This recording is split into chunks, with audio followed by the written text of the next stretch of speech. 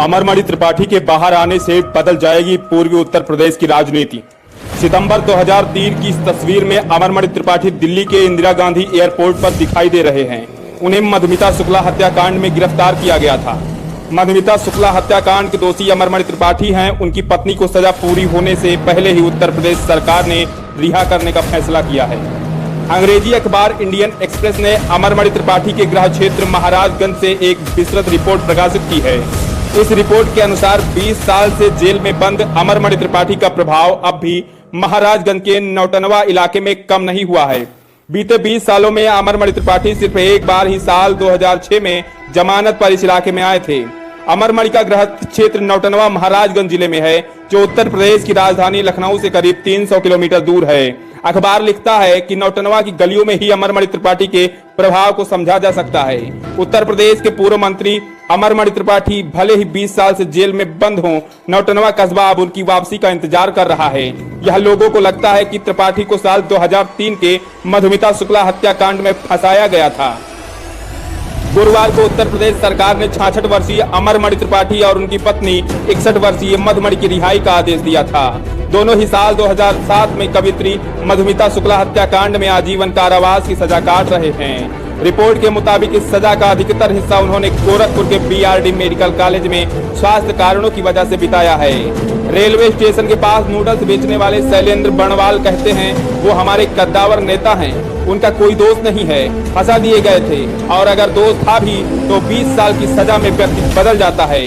मधुमणि शुक्ला की लखनऊ के उनके घर के बगल साल 2003 में 2 हमलावरों ने गोली मारकर हत्या कर दी थी। आरोप है कि त्रिपाठी के मधुमिता शुक्ला से संबंध थे।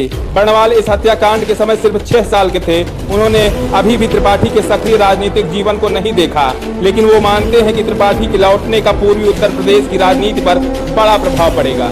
बर्णवाल कहते हैं कि उन्होंने बुजुर्गों से सुना है कि त्रिपाठी एक बड़े नेता हैं और उन्होंने महाराजगंज के विकास के लिए बहुत कुछ किया है। अखबार से बात करते हुए नौटनवा नगर पालिका के चेयरमैन और त्रिपाठी परिवार के करीबी ब्रजेश मणि त्रिपाठी कहते हैं, वो चुनाव लड़े या नहीं या चुनाव प्रचार करें या नहीं, इससे फर्क नहीं पड़ता है। अगर वो मंच से खड़े ही हो जाएंगे तो समीकरण बदल जाएंगे। अखबार के मुताबिक बहुत से लोग ये मान रहे हैं कि बीजेपी का त्रिपाठी को जेल से रिहा करने का फैसला आम चुनावों से पहले पूर्वी उत्तर प्रदेश में ब्राह्मण मतदाताओं को रिझाने की रणनीति भी हो सकती है। हाल के सालों में विपक्षी दल अलग अलग मामलों को लेकर बीजेपी पर ब्राह्मण विरोधी होने का आरोप लगाते रहे हैं। अखबार अपनी रिपोर्ट में लिखता है कि त्रिपाठी की रिहाई से बीजेपी के ब्राह्मणों को समर्थन हासिल करने में मदद मिल सकती है।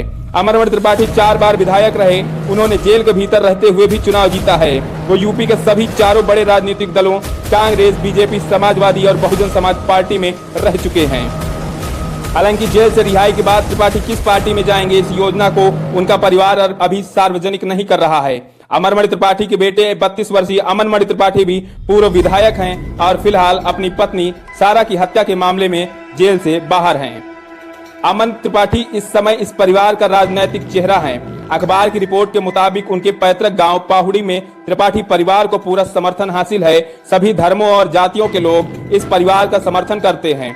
35 वर्षीय दर्जी सोहेल खान ने अखबार से कहा, बस एक बार वो बोल दें कि किसे वोट करना है, उसे ही वोट जाएगा, हर एक उसी को वोट देंगे। अगर वो खुद खड़े हो गए तो एक रिकॉर्ड बनेगा।